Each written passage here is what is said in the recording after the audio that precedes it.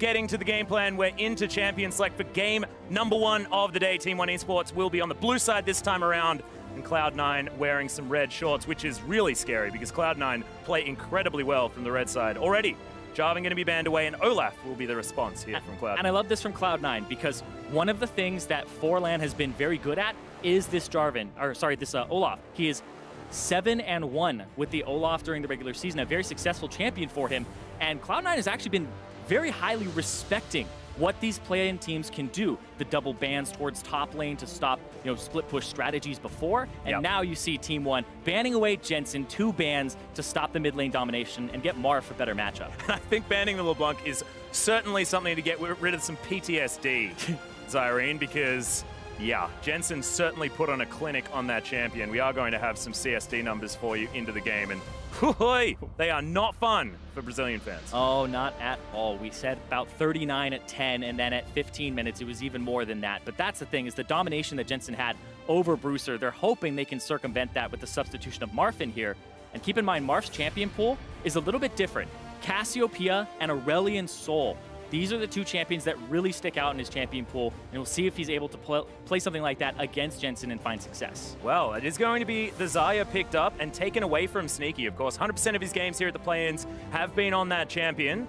Now C9 looking to try and split up the Lovers duo. They might be having a tiff across Rift now, Zyrene, which is something you definitely do not want happening, as Contract's now thinking about what his pick is going to be. But I do like that starting pick, because if something's been working for a team, you got to try and change that up, try and get them on a different foot.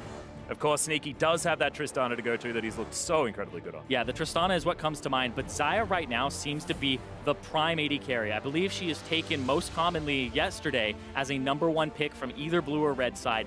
Very high priority on this champion that has self-peel, a lot of damage, and I love her build. The fact that you go for an Infinity Edge type item, or you go Essence Reaver first, Static Shift for wave clear, and then you get to double back and don't have to go for a second attack speed item. You go for more crit because her W gives her movement speed, extra damage, all the works that you would want on an AD carry. So she does a deceptive amount of damage at a 2-3 item spike. Also makes her 3 item spike completely disgusting as far as damage is concerned, with all that extra CDR that you pick up from the Essence Reaver, not to mention above 50% crit.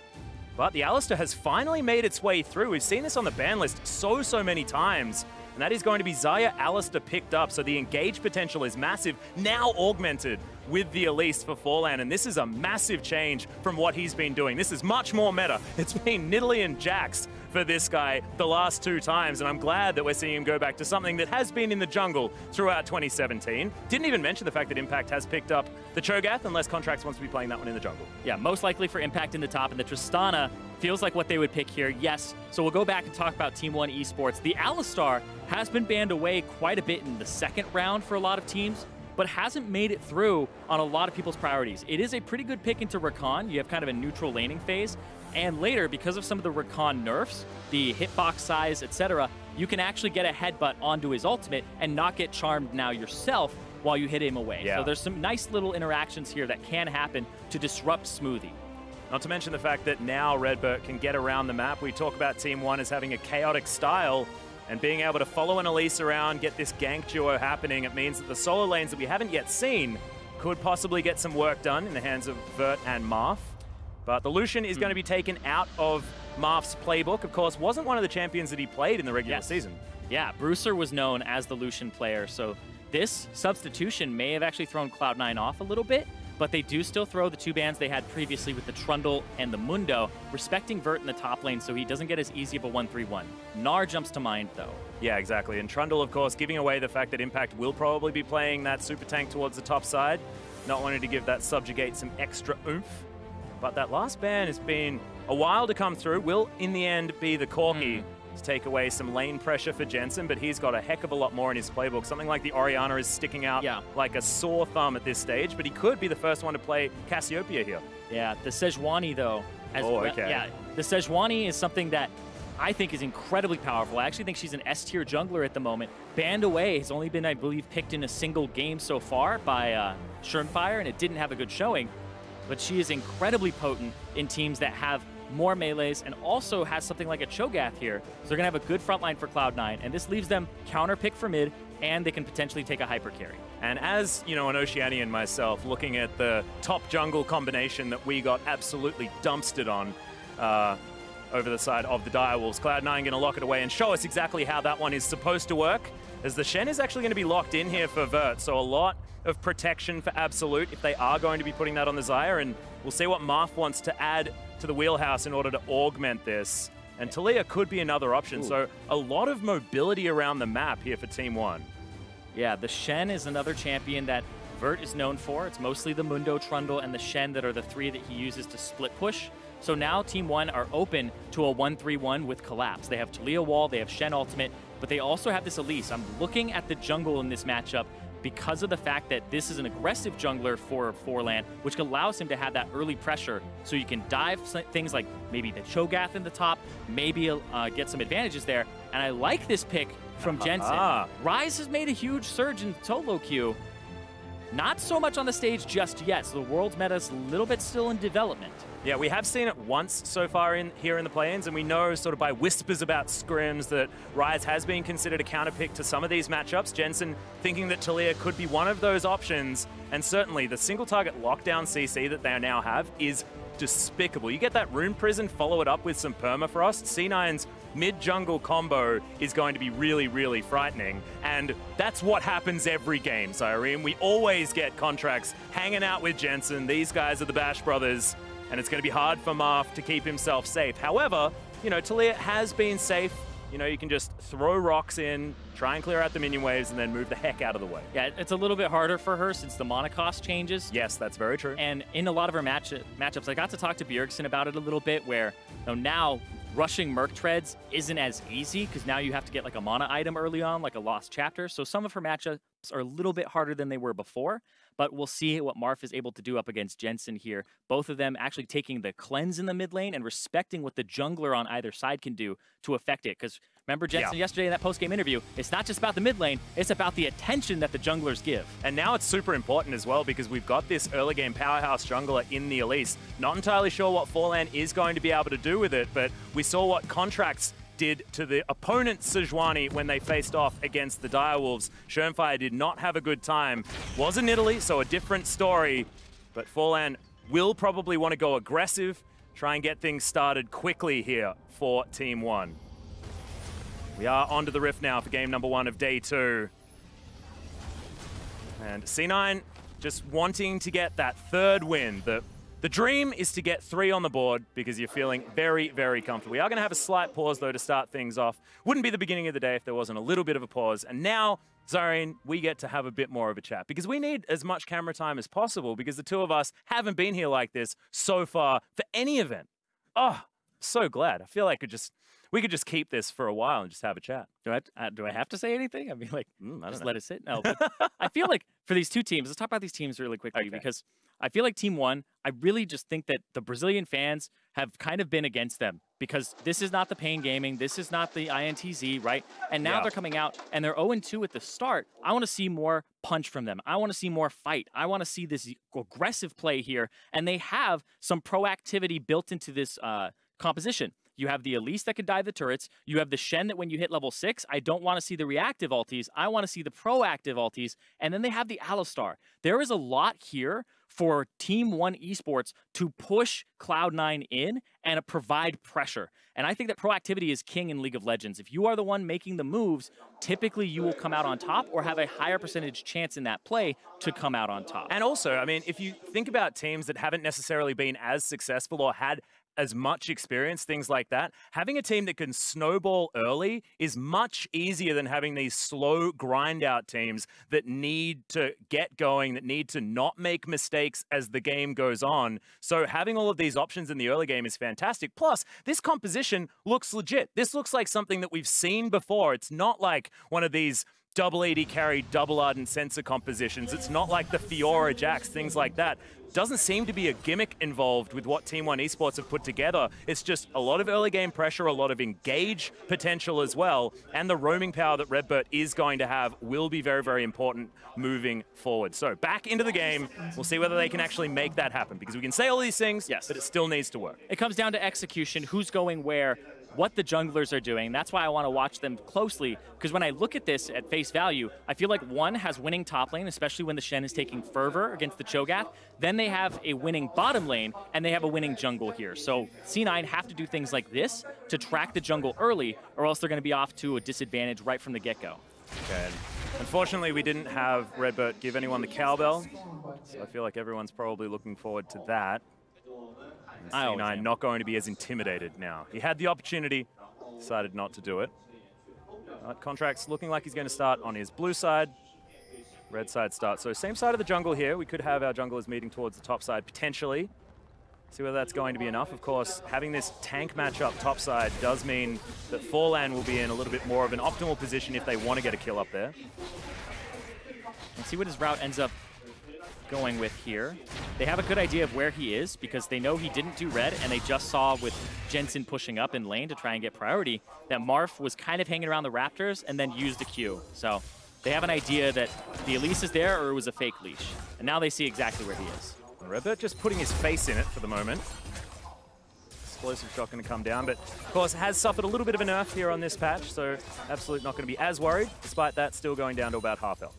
Yeah, it's interesting as well because it's a coin for the Alistar. Typically, we'll see the combat stats, we'll see the relic shield. I like that bank account. Yeah. Well, he's just trying to get that money. Yeah, you got to, man. Wouldn't really be an Ardent Sensor rush either. I've seen some Alistars go relic shield and then go into the Talisman of Ascension later for the movement speed. Oh, I like this from Marth. Already going aggressive in comparison to what we saw from Bruiser as well. Well, he does have the Elise on this side too, who's level 3. Gonna get in there on Jensen. Yeah, Repel is going to come down as the rep up is slowing Jensen. The flash goes forward. The Cocoon. Max range with the cleanse comes in. Forlan in trouble. Sub 100 health, and that's first blood for Jensen. Contract's in trouble, Marth. He wants it. Oh! No, he doesn't. And Cloud9 2-0 to start things off. By the skin of his teeth.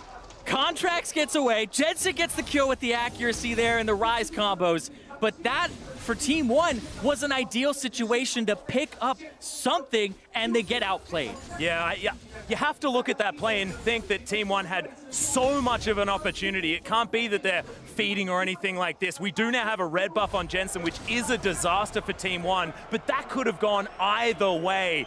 There were pixels, there were minute timings that really played a part, so I am definitely impressed with how Team One played it. It's just unfortunate that it went C9's way. Yeah, Forlan runs up in spider form and has to then use combo and then turn over to his human form to get the cocoon. If you are opening with something like that instead and you're getting your EWQ combo in human and then swapping, it's more damage, and that's what matters in these little skirmishes, is how much you can milk out of these fights. Well, Smoothie taking a lot of damage here. The trample from Redbird really doing some work.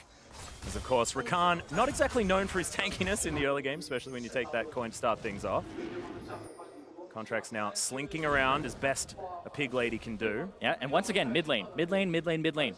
Elise is here, Sejuani is here. Surprise. Elise is here 2 seconds later, and now they're gonna try it again. There's the cocoon. Yeah, good movements forward, but it's not gonna be enough here for Marv. Jensen just moves his way in. That's gonna be an easy third kill for C9. Repel comes down, but there is not a lot of locations for him to go, and an easy double. Now Jensen already off to a flying start, 100% kill contribution, 3-0-1. This is a disaster in the making for Team One Esports. I feel like the repel there as well. That was something that you didn't have to do. It gave more time for Jensen to get cooldowns back. And this right here, we can see Contracts is literally just 2 seconds faster to the gank than the Elise is, and that's what makes the difference. If the Elise is there first, she'll get the combo onto Jensen, and then you have to outplay from there. But this is right from both of the sides. Yeah, I mean, you're just repelling to see your death for a little bit longer. There was no way he was getting out of there as Redbird. Nice double. Pulverize does come in. Not exactly kill damage here, but a lot of harassment going down. It's absolute full health feeling comfortable, just a little bit upset about how the rest of the map is going, because there's a 2,000 gold lead at 5 minutes for C9. Yeah, and it's off that mid lane. It's just 2-on-2 skirmishes, and the jungle mid of Cloud9, you can see, is just a little bit better at timing, a little bit better in that synergy, and that may even just be, you know, the repetitions that Marth has had in the lineup. He's actually played less games than Bruiser. How much time has he had to synergize with Forlan? But Jensen and Contract's been playing together the whole split, the whole year, right? Contracts was brought on as a rookie and has kind of been, you know, a mid laner's favorite jungler, because Jensen's been able to kind of craft him into what they need. Contracts, exactly. Just following him around. Feels like how we used to talk about Maple and Carsey, you know? It's like they were almost the entirety of the Flash Wolves for about a season there. Yeah, and Contract's doing the same thing for Jensen, making him look like a god. But also, you think about the games yesterday where we were talking about C9 in a diverse style. Contracts played a full AD Rek'Sai, then he played things like the Nidalee, right? Yeah, so pretty now, full AP Nidalee as well. Showing the fact that he can play a diverse style, that Jensen can play things like this Rise, as well as the Sejuani for Contracts, and now he's going top again. This was once again something he did the other day, and now he's got Contracts and Jensen. They're just teaming up here. Yeah, Vert is in a lot of trouble. Moving out of the way as Jensen's just going to realm walk his way forward. Vert at least underneath the turret as he flashes his way forward. Now he has no way to dodge incoming CC. Impact does need to hit the ruptures. Yeah. But he could waste some time here. Buying time. That's what he's doing. He's going to go down, though. Yeah, Talia is going to be moving towards the bottom side to try and capitalize, but you can see C9 very intelligently just hanging out underneath their turret, not going to give them any space to work with. Vert does have his teleport, so he can get back up to that lane, but now 5-0 for C9. Yep, so much control. Yeah, but this Infernal Drake will go over because of the time that Vert was able to buy, and that blue buff's going to go over to Marth. So they're going to try to get something back in this mid lane, which has been an absolute disaster. Rise, Jensen also started with a Dark Seal. 8 stacks already for that damn thing. He's got so much AP that's been stacking up. And remember, the Rise buff was a 0.4 increase on the ratio of Rune Prison. Typically rises by tier into Catalyst, and you have no AP. So that buff doesn't even come online until later, but now you're already looking at a bonus of almost like 25 damage to what his W is doing on this patch versus before. Oh no, and they're just going to do it again. Realm Walk isn't available this time, but wasn't exactly necessary last time as well as Contracts. Just a last-minute ultimate to throw forward just to make everyone feel better, and an easy kill comes in for Impact, making it 6-0. Yeah, but it's 6 kills in 8 minutes. This is high tempo from Cloud9, countering the tempo that One had, or One was actually matching at the start. It just came down to the execution and the little decisions in the fight and leading up to the fight too. Yeah, and it feels like just that one moment early in the game has just been so perfectly capitalized on by C9. They know exactly what they need to do in order to snowball this forward, and they're making all of the aggressive moves that they need to, moving that gold towards the top side as well. Now a 2-0 Impact purely because Jensen was so far ahead, Contracts was so far ahead. And is Sneaky going to be dead? No, he's not. Nah, he's actually been winning this lane by himself. Sneaky has been able to win this lane with Smoothie, just pretty much off of just the matchup, which you typically would say would go in favor of the Xayah with the trading potential, but he's been able to just CS a little bit better without attention. Yeah. And we're talking about like mid lane and how it kind of just went a little bit C9's way, and that's made the difference. But I got to give credit to One that it was the right idea to gank mid and be aggressive, and then to repeat, because all summoner spells were down, right? All flashes on both Jensen and Contracts, as well as his cleanse, but same with Team One. So both Contracts and Forlan had the exact same idea, and it's the appropriate play. Yeah, this is the thing. It's not like they made a mistake or anything like that. It's just that 2 kills that went down early on. Yeah, I would say from a macro perspective, it just didn't work. Exactly. From a macro perspective, it's the right thing to do. From a micro perspective, it's just a little bit of an execution error and a timing error. But Forlan down bottom, trying to get something in a lane that he hadn't visited before. Yeah, finds the cocoon, and that's the grand exit. With the quickness available as well, means Smoothie is going to be fine. We'll have to go back to base, but it's another failed gank, unfortunately, there for Forlan, and all summoners still held on to. Yeah, turret race time. Oh, looking for Vert. We do have a Glacial Prison available, but Contracts decides not to throw it forward. Marth now looking for more, but they will just grab this first turret gold over for Team One Esports. So that will get them back within touching distance as far as money is concerned, but C9 still just happily scaling up. Remember, this is a Rise. He's going for his Rod of Ages. He's going for his Seraphs. Like, oh man, this is frightening, Zyrene. Yeah, the big difference here is when you look at what's happened in terms of the split map, look at the top side for Cloud9. They've warded up everything, but hold on. Sneaky's going to get out. Weird. Marth, though, That was like an extra boosted rocket jump as the flash does come out. Forlan finds nothing. He's going to get killed by the turret. Thankfully, he wasn't touched by anyone on the side of C9. And Team 1, once again, absolutely no joy for any of these gangs. Yeah, and they're going to get that top lane turret taken away from them, and Cloud9 are going to keep pushing. And what I was talking about is all of this vision that's near the blue buff of 1, and Cloud9 have control of this quadrant. On the opposite side, Team 1 had exactly the same amount of control of Cloud9's jungle, but there are no wards that they placed there, no control wards. There were 3 wards in the inventory of Redbird, I believe, and he was able to put down a few, but most of them are being used in the lane to set up the previous gank, and they weren't able to advance their ward lines. So they actually have less control of the pressure points on the map. And right now it actually looks like they've got less champions on the map as well, because the inner turret falls on the top side. We've got this mid lane turret getting a lot of chip damage from Jensen. So Redbird now has to get himself back towards said turret, offer him some sort of protection, but yeah, close to a 5,000 gold lead at 11 minutes is nothing to scoff at, and that is only going to continue as the whole outer ring, actually no, because one of them was an inner, but that outer turret in the mid lane is very, very important as far as getting map control, and C9 barely needed any help in that regard. Yeah, and you know exactly where they're going next. They're going to kind of make you right, Atlas. They'll go get that outer ring. They want that. But right here, once again, the mechanics come into play. The rocket jump. Outplay with the rocket jump. Mark comes in, and then Forlan with the flash forward. And then he just gets taken out there as they were trying to be proactive. I like the proactivity with the Shen ulti, just the execution is off once again. And this is a cascading effect of once you start dying and you have an 0-2 Elise who doesn't have a whole lot of items, you're looking at lower and lower chances of making these plays work because you're going for these dives where you're putting your combat stats against theirs and they have a distinct advantage. Well, I'm going to take it all back. There's no Rod of Ages being picked up here for Jensen. He's going to go towards the Abyssal Mask, so which is now the build.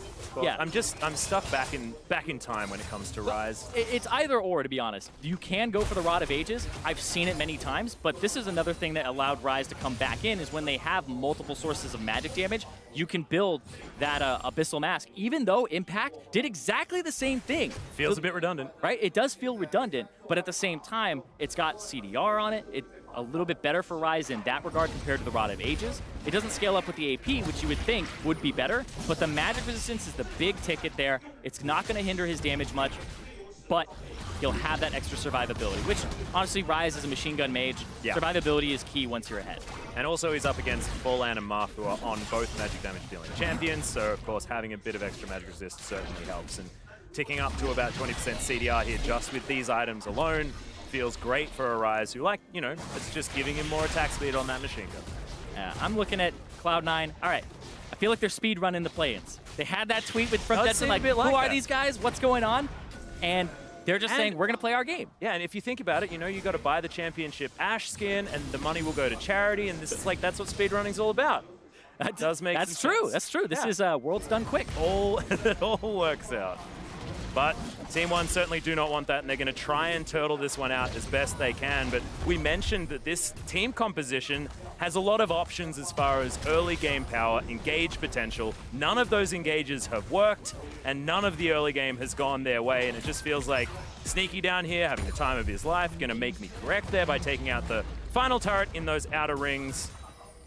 And just continue having a great time on Summoner's Rift. It's just, C9 are under no pressure right now. Yeah, so the skirmishes happened, the kills went over to them, and they got those 6 very early on.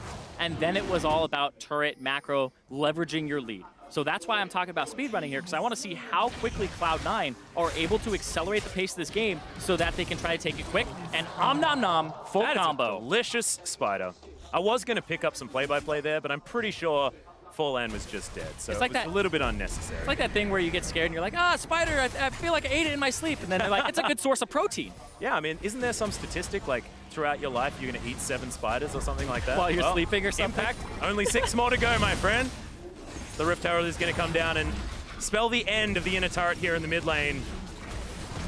Only 1 more remaining as Redbird takes the majority of his health bar by what seems like incidental damage that Jensen was able to put down. It wasn't exactly the best charge, Mr. Rift Herald. Misses. Sorry, yeah. I don't know. I don't even know why we need to give it a gender. Give them a gender. Because her name is Shelly. 100%. Really? No, that's my thing. Shelly? Are you a Shelly? I'm a Harold. You're a Harold? But I'm okay with, like, can we change Haroldine? Like, That's okay, too. Herald. Are you saying I like Shelly, though, because Shelly's so great to yell when it's just charging into something. No, we just... Okay, let's talk about this instead, because talking about the gender of Rift Herald, I think, is a little bit unnecessary. Jensen, this guy looks pretty damn good. As far as 15 minutes goes, which is what we're ticking up to right now, he was up by 46 CS against Bruiser. So now Marth looking far better. That's about half as bad. Yeah, that's true. The CSD is looking a little bit better, but the gold advantage, it said he was up about 1,000 up against Bruiser. And he's up about 2,000 right now, and that's because of turrets, macro game, and the fact that there have been more kills in this early part. So sure, you didn't lose lane as much, but your jungler and your mid laner are getting blasted even harder by the actual skirmishes. I really don't want to be looking at that the gold numbers there as well, because you saw Impact's lead against Vert on the top side. That was about to the tune of 3,000 gold, something like that. It's getting there. Yeah, that's about 33% more money he has been able to pick up. Yeah, it's a healthy 8,000 gold lead at 16 minutes. Just for Cloud9. But Vert now trying to hold on to this inner turret, the last one remaining. Impact is up towards the top side, but has his teleport available. They won't need it. That is going to be a fantastic engagement from Smoothie. Has the quickness, has the grand entrance, and they certainly have the damage. Yep, and now they'll be able to split the map too. You can see Impact on the top side able to push in. Cloud9 will continue to push this bottom side. They do have Contract's ulti for engage, even though they use Smoothies. And so they have options here, as this will be a 3-on-4 for about a wave. Yeah, they've got options aplenty. I feel like even if there were 5 members, it would be fine. As there's the beautiful combo out of Smoothie. Does come in, but thankfully the repel's there to keep Fallan alive. He's going to go up into the sky as there's the flash out from Redbird. Does have the unbreakable will, so will survive. And at least they do weather the storm, but it just feels like C9 now moves towards the turret, tries to get some of that damage down, and the message has been sent. I mean, a couple of summoner spells from Smoothie was all that cost them. Yeah, but they got turret damage on the top side from Impact, so able to whittle a little bit away at that turret. It's not too much, and they were able to force them off the bottom part. I like this movement as well. I mean, getting themselves back to the mid lane, making sure that the pressure is absolutely everywhere. What C9 have been doing is been unrelenting. There are no options for Team One Esports to get back into this game, no matter which team they were. This is what I want to emphasize, is the fact that that play at about level 2 has pretty much decided this, because C9 have not left any room for Team One Esports to get back in. And that just shows immaculate League of Legends. And it wasn't necessarily what we were seeing out of C9 when they were playing against CLG, when they were playing against Dignitas. All of these months ago, there were mistakes made, there were mispositionings, and that flat out has not happened here in the play-ins. Yeah, they've been able to outplay, and it feels like they've been doing a lot of that boot camping. Like we saw Jensen end up playing a Galio that he had never played before in the NALCS ever. It was his first game, even though it was pretty good since Rift Rivals. And even before that, talking like MSI coming off of that tournament, and Jensen playing the Rise here. And it's a bit of a different Rise paradigm. Ever since he got nerfed on things like the cooldown of the E and like the build-up of the damage, etc., it was 3 points in Q, 5 points into E immediately after that.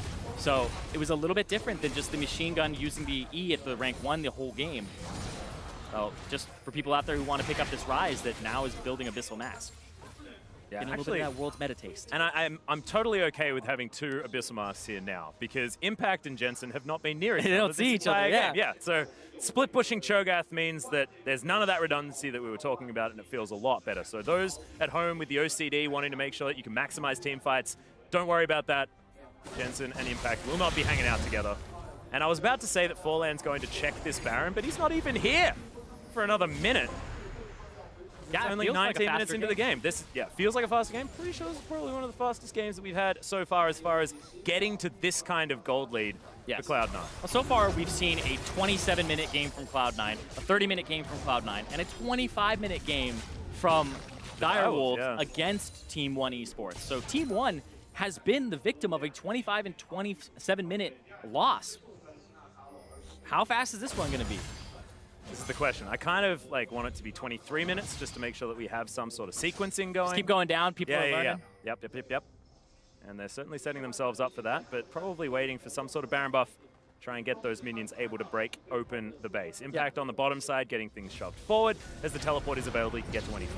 I feel like what Cloud9 will do is wait for the Baron, bait the Baron, turn instead of doing the Baron, because it's a higher variance play to do it. And this is exactly what they're doing here.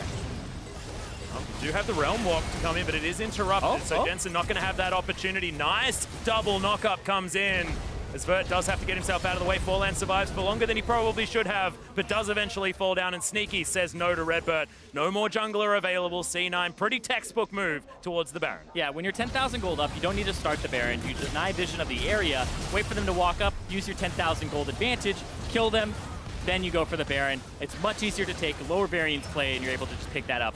Is there really a bad decision to make when you're 10,000 gold ahead? 20 minutes into the game. From my solo queue, I will tell you there are a lot of decisions you can make at 10k up. Okay.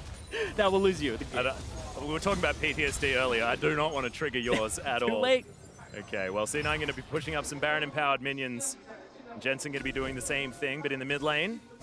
Just making sure we get these Abyssal Masks away from each other, and Sneaky turret pushing Queen herself, Tristana, will be helping him out, getting rid of this turret very, very quickly. Yes. Impact get to work on the inhibitor, but it looks like they don't even really care about that. They just want to open up this base as much as possible, give them some more room on the killing fields as they look to take down Team 1. 21 minutes now into the game, as this could be the final team fight moving forward. Marth in trouble. He's taking so much damage. Was that Vorpal spikes that did that? I think Sneaky was auto-attacking. We're okay. Yeah. Impact's not doing that ridiculous damage. So the first inhibitor is going to fall. Inevitably, the second one is going to follow. And this has been utter dominance. 15,000 gold the lead. The point-blank ultimate is going to land, and that is no more Talia. Forlan also going to fall down almost incidentally once more, and Vert, he's in trouble. That's 4 swift kills, absolute, no options whatsoever. As Impact, he looks basically unkillable. He's at low health, but who even really cares? That still means he's got about 1,000. Nexus turret's now taking fire, and Absolute just has to look on as his base gets decimated. C9, you thought they looked good on day 1. They look damn good starting off day 2. Direwolves had some choice words after that game saying that they'll come back.